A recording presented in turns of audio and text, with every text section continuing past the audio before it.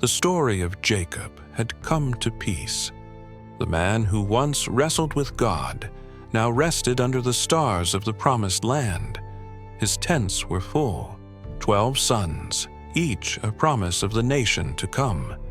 But among them was one who saw differently. While others fought for position and pride, Joseph dreamed of something greater, not power, not riches, but purpose. He was Rachel's son, the child of Jacob's old age, the light in his father's eyes. And as a sign of love, Jacob gave him a coat of many colors, woven with threads of hope and favor. To his brothers, the colors glimmered like jealousy itself. To Joseph, they whispered of a promise yet unseen. At night, he dreamed, sheaves of wheat bowing before his own, stars and the sun and the moon bending low in reverence, visions too grand for a shepherd boy. And when he told them, his brothers' eyes turned cold. "How can you, the youngest, rule over us?" they said. But Joseph's dreams were not pride, they were prophecy. Because before the throne there would be a pit. Before the robe of power there would be the chains of slavery. Before salvation for many there would be betrayal by blood. Yet through it all, every shadow, every silence, God would be with him. The same God who wrestled with Jacob, who renamed a deceiver into Israel, was not finished writing his story. He was simply turning the page. This is the story of Joseph, the dreamer who was betrayed, forgotten, and yet never forsaken, the one who rose from the pit to the palace. The jealous brothers, the tents of Jacob were full, 12 sons, each with a story, each with a future. But of them all, Joseph was the one his father loved most. He was the child of Rachel, the wife Jacob had waited years for. The son born in his old age, a living reminder of God's faithfulness. And one morning, Jacob called Joseph to his side. He unfolded a robe unlike any the others had ever seen, a coat woven with long sleeves and threads of brilliant color, gold, crimson, deep blue, a gift not just of love but of favor. When Joseph draped it across his shoulders, the colors shimmered like a rainbow under the desert sun, and in the hearts of his brothers, jealousy began to burn. They whispered among themselves, "Does Father love him more than us? Why should he be the one set apart?" But Joseph's favor wasn't the only thing that made them uneasy. For Joseph was a dreamer, and in the stillness of night, God spoke to him through visions, mysteries that would one day become reality. One morning, "Listen, brothers, I dreamed we were binding sheaves in the field, And suddenly my sheaf stood tall, and yours bowed down around it." the camp fell silent. Then came the laughter, sharp, mocking, cruel. "So, you think you'll rule over us?" they jeered. But the dreams did not stop. Another night, Joseph told them, "The sun, the moon, and 11 stars bowed to me." Even Jacob frowned and said, "Must your mother and I bow too?" But deep inside, Jacob kept the words in his heart, wondering what God might be saying through his son. Still, jealousy grew.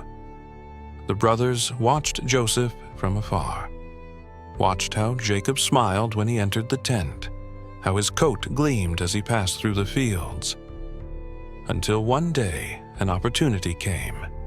Jacob sent Joseph to check on his brothers in the pastures of Dothan. He walked miles alone across the plains, his bright robe catching the light from every hilltop. And when they saw him in the distance, one brother said coldly, "Here comes the dreamer." Another added, "Let's kill him and see what becomes of his dreams." But Reuben, the eldest, spoke up. "No, don't harm him. Throw him into this pit. Throw him into this pit instead." He planned to rescue Joseph later, but the others agreed. When Joseph reached them, smiling, their hands turned against him. They tore off his coat, the very sign of their father's favor, and threw him into a dry pit beneath the desert sun. Then, as they sat to eat, a caravan of traders appeared on the horizon, Ishmaelites bound for Egypt, their camels laden with spices and silver. Judah's eyes narrowed. What will we gain if we kill him? Let's sell him instead. And so they did. They lifted Joseph from the pit, traded him for 20 pieces of silver, and watched as he was led away in chains, a dreamer sold by his own brothers. To hide their guilt, they dipped his coat in goat's blood and carried it to their father. "Do you recognize this?" they asked. Jacob's face went pale. My son, he cried. He tore his robe and fell to the ground, mourning the boy he thought was gone forever. And while the tents of Jacob echoed with sorrow, far across the sands, Joseph's journey had just begun. He didn't know where the road would lead. He didn't know the pain that awaited him. But even in chains, God was with him, because the God of Abraham, Isaac, and Jacob does not forget his promises, and what others meant for harm, he was already turning for good. The desert sun burned bright as Joseph walked beside the caravan. Chains bound his wrists, dust clung to his feet, and behind him lay the home he would never see the same way again. Yet though his brothers had cast him away, God had not left him. The traders led him to Egypt, a land of stone palaces, towering idols, and markets alive with foreign tongues. There, Joseph was sold to a man named Potiphar, an officer of Pharaoh and captain of the guard. In this new land, everything was different. The language, the food, the gods, even the stars. But Joseph carried one thing with him: faith. He worked with quiet strength and honesty.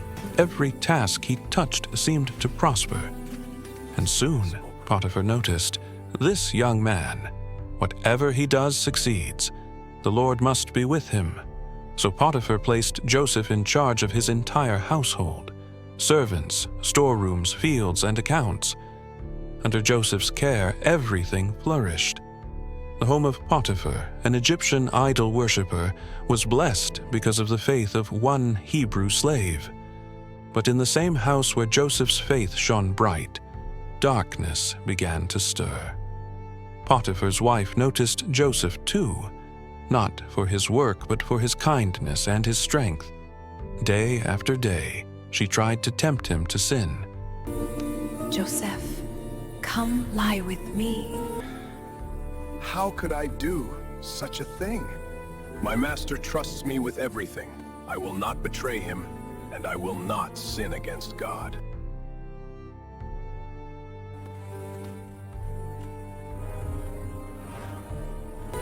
Stay with me, she demanded. Joseph twisted free and ran out the door, leaving his cloak in her hands.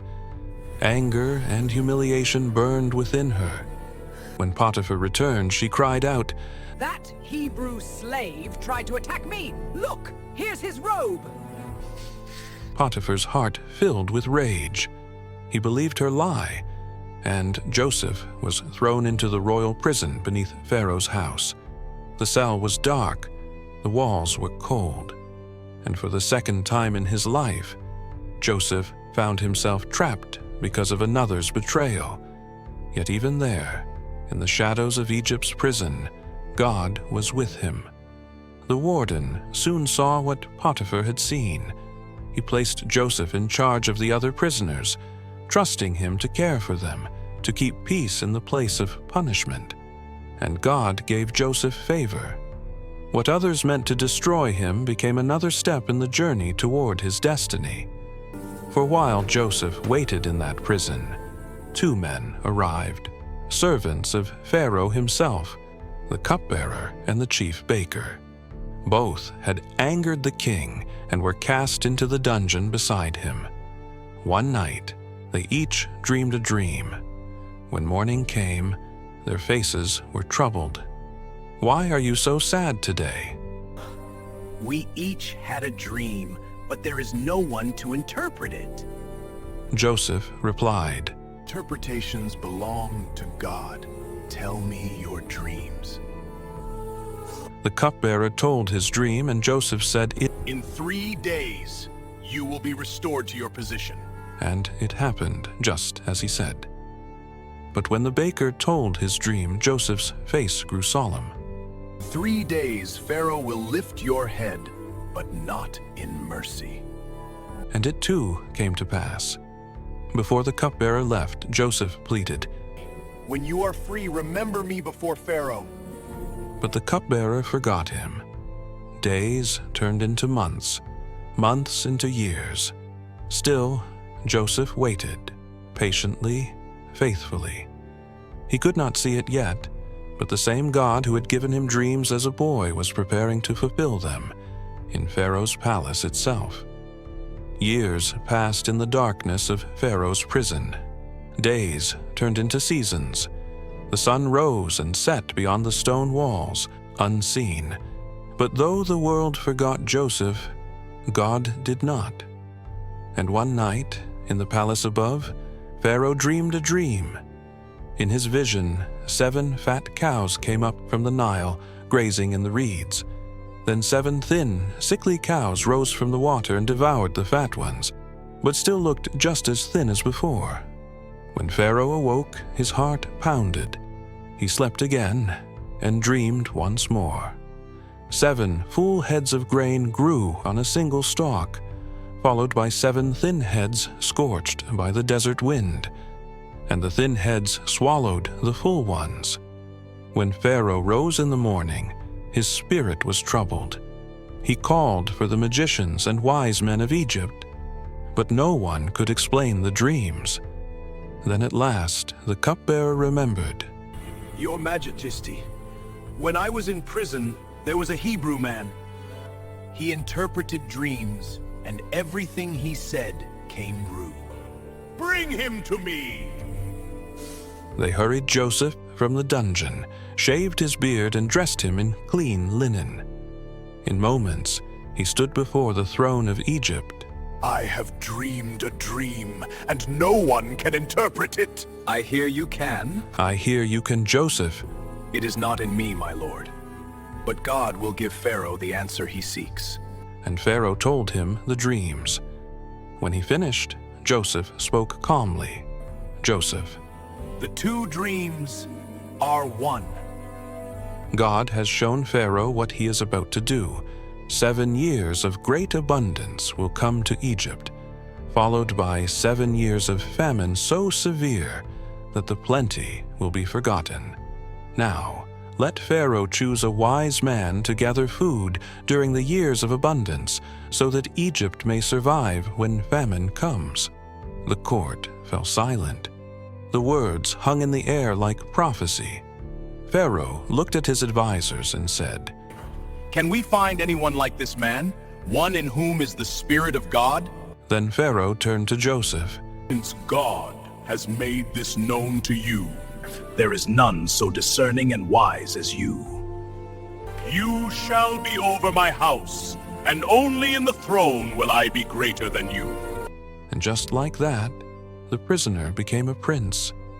Pharaoh removed his signet ring and placed it on Joseph's hand. He clothed him in fine linen and hung a gold chain around his neck. He rode in the 2nd chariot of Egypt, and the people cried, "Bow the knee," as he passed. Joseph was 30 years old when he stood before Pharaoh. The dreamer, who had once worn a coat of many colors, now wore garments of royal gold.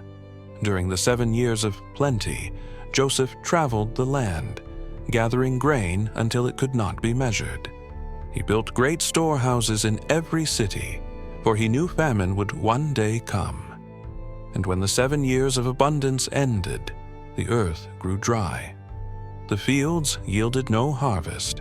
The people cried out for bread, and Pharaoh said, "Go to Joseph. Do whatever he tells you. From every nation they came, men and women, kings and servants, to buy grain from Joseph's storehouses. And among those travelers were faces he never thought he'd see again. In a crowd of weary men, 10 brothers bowed before Egypt's ruler, not knowing the man before them was the brother they had once betrayed. The dreams of Joseph had come true. But before the joy, there would be tears. Before the reunion, there would be testing. Because forgiveness, too, is a journey. And God was not finished writing Joseph's story. The famine spread across the land, from Egypt to Canaan, from Pharaoh's palace to Jacob's tents. When food grew scarce, Jacob said to his sons, I have heard there is grain in Egypt.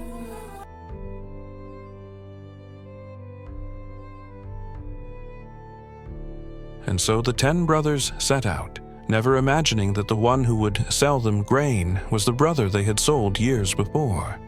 When they came before Joseph, they bowed down to the ground.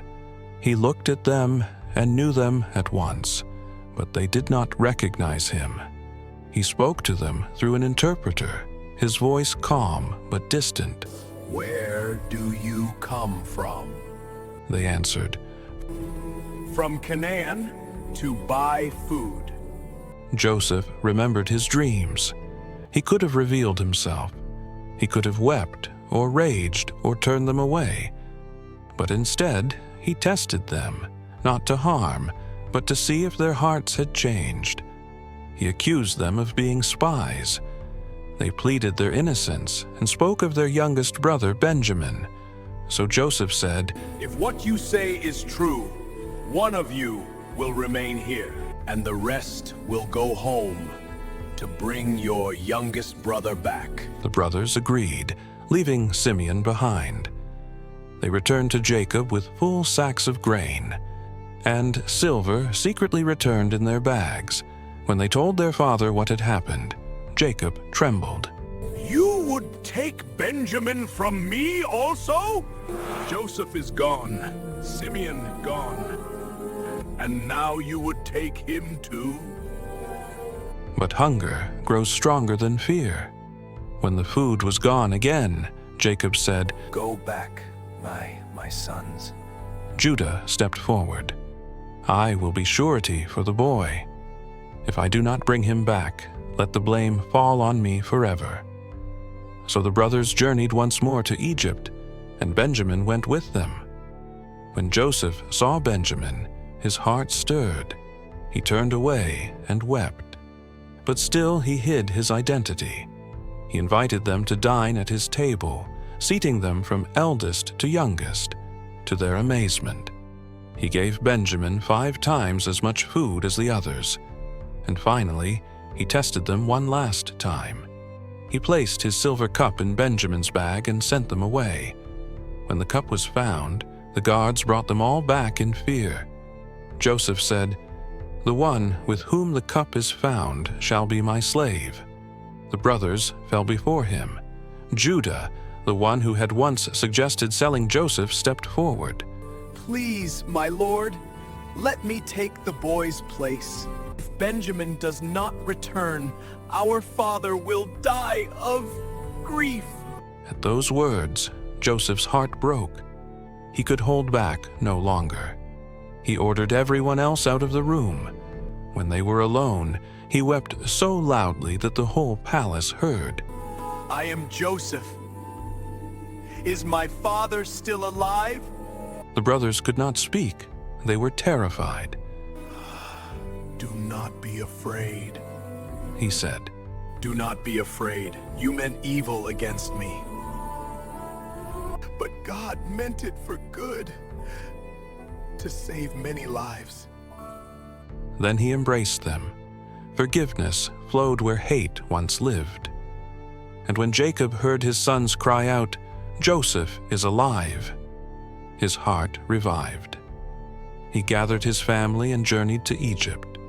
And when father and son met at last, they fell upon each other's necks and wept. Years later, when Jacob died, Joseph's brothers feared he might seek revenge. But Joseph said again, Am I in the place of God? You meant it for evil, but God meant it for good. And through Joseph's forgiveness, the family of Israel was saved. From the pit to the palace, from chains to freedom, Joseph's life was never out of God's hand. For every dream, every betrayal, every tear was a thread in the greater plan, a plan to preserve the promise, to keep the covenant, and to one day bring forth the Redeemer through the family of Israel. The years passed, and Joseph grew old in the land of Egypt. He had seen famine and plenty, sorrow and joy. And through it all, God's hand had never left him. Joseph became a father to 2 sons, Manasseh and Ephraim, and when his father Jacob grew weak, Joseph brought the boys to him for a final blessing. Jacob's eyes were dim with age, but his spirit was alive with the memory of God's faithfulness. As Joseph bowed low, guiding his sons forward, Jacob reached out his hands, and, crossing them, placed his right hand on the younger, Ephraim, and his left on Manasseh.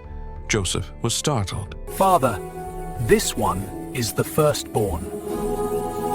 But Jacob, with a faint smile, replied, I know, my son, I know.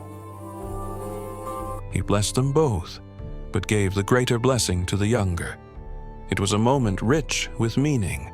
Long ago, Jacob had grasped for his brother's blessing, determined to shape his own destiny.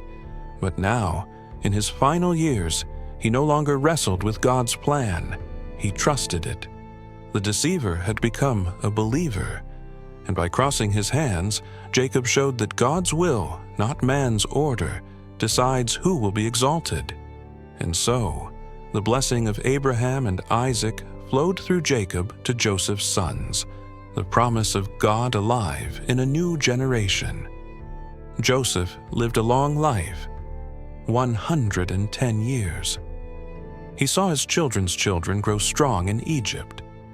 But before his time came, he gathered his family and said, God will surely come to your aid and bring you up from this land. Who listen to the land he promised to Abraham, Isaac, and Jacob. When that day comes, carry my bones with you. And with that, Joseph died, his heart at peace, his eyes lifted toward a promise yet to come. His body was placed in a coffin in Egypt, and though centuries would pass, his words were never forgotten. When the time came, and Moses led the Israelites out of Egypt, they carried Joseph's bones with them, a silent witness that God keeps his promises. The dreamer's story had come full circle. From the pit to the palace, from betrayal to forgiveness, from a coffin in Egypt to a promise fulfilled in the desert. Joseph's faith outlived him. He never stopped believing that God would lead his people home. And as the winds of Egypt began to stir once more, God was already preparing the next chapter and the child who would rise to set his people free. Next episode, Moses, the baby who changed a kingdom.